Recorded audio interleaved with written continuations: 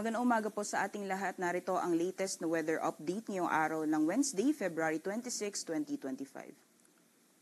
Sa kasalukuyan po ay wala naman tayong binabantayan na low pressure area o bagyo sa loob at labas ng ating Philippine Area of Responsibility, bagamat asahan pa rin po natin ang mga pag-ulan sa malaking bahagi po ng ating bansa dulot po ng mga weather systems na patuloy pong nakakaapekto sa ating kapuluan.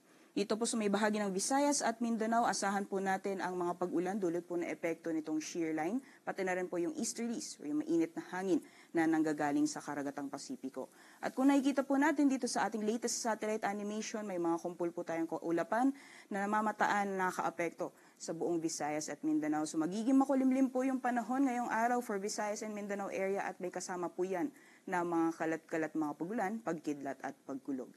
Sa may bahagi naman po ng Luzon, patuloy pa rin ang epekto ng northeast monsoon o hanging amihan at itong amihan naman po ay magdudulot din ng mga light to moderate naman na mapagulan, mostly dito sa may eastern sections ng Luzon area.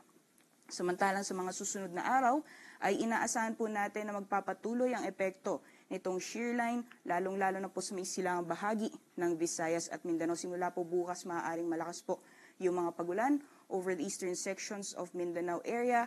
At pagdating naman po ng weekend, unti-unti pong aangat ang axis nitong shear line at magdudulot din na mga pag-ulan sa darating po na Sabado sa may bahagi naman ng Bicol region, pati na rin po sa may eastern Visayas. So maaaring maranasan po sa mga panahon na yan ang moderate to at times heavy na mga pagulan dulot po na epekto nitong shear line.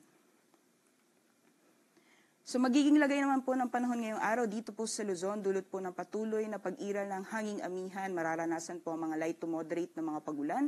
So may bahagi po ng Cagayan Valley, pati na rin po sa Cordillera Administrative Region, dito po sa Aurora, pati na rin sa Quezon. Samantalang sa nalalabing bahagi naman po ng Luzon, ay patuloy pong mararanasan ang bahagyang maulap hanggang sa maulap na kalangitan. Kung may mga pag-ulan man ay panandalian lamang po ito na may hina mga pag-ulan o mga pag-ambon. Diyan po si Ilocos Region for the rest of Central Luzon. Gayon din dito sa Metro Manila, Calabarzon, Mimaropa, pati na rin po sa Bicol Region. Temperature forecast naman po para sa mga piling syudad. Dito po sa Luzon, for Lawag po maximum temperature sa abot ng 31 degrees Celsius. 28 degrees Celsius maximum temperatures mararanasan ngayong araw. Dito po sa Tugigaraw, Legazpi, gayon din sa Tagaytay. At dito po sa Baguio, agwat ng temperatura maglalaro ng 15 hanggang 22 degrees Celsius and 30 degrees Celsius maximum temperatures naman ngayong araw dito sa Metro Manila.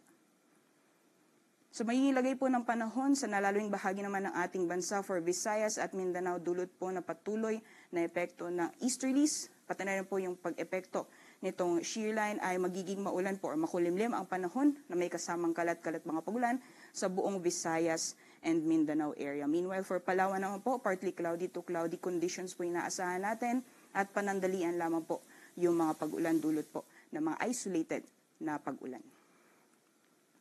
Temperature forecast para sa mga piling syudad dito po sa Palawan, Calayan Islands at Puerto Princesa. Maximum temperatures ay maaaring umabot ng 31 or 32 degrees Celsius. Samantalang dito naman po sa mga piling syudad for Visayas and Mindanao, maximum temperatures po natin sa Iloilo, maaaring umabot ng 30 degrees Celsius, ganyan din for Metro Cebu, and 29 degrees Celsius maximum temperatures naman para sa Tacloban. Samantalang dito po sa Zamboanga, agwat ng temperatura ay maglalaro mula 24 hanggang 33 degrees Celsius, 29 degrees Celsius maximum temperatures para sa Cagayan de Oro at para naman sa Metro Davao, ang maximum temperatures aabot ng 30 degrees Celsius ngayong araw. Para naman po sa kalagayan ng ating karagatan, inaasahan pa rin po natin ang maalon hanggang sa napakaalon na karagatan sa mga dagat baybayin po ng Catanduanes, gayon din sa northern and eastern Samar, dulot po yung epekto nitong hanging amihan. So inaasahan pa rin po natin ang maalon hanggang sa napakaalong karagatan, dyan po si areas na highlighted ng pula, kaya delikado pa rin pong pumalaot, especially yung mga kababayan po natin na may mga maliit na sakyang pandagat. Sunrise po natin ay 6:15 a.m., sunset naman ay 6:03.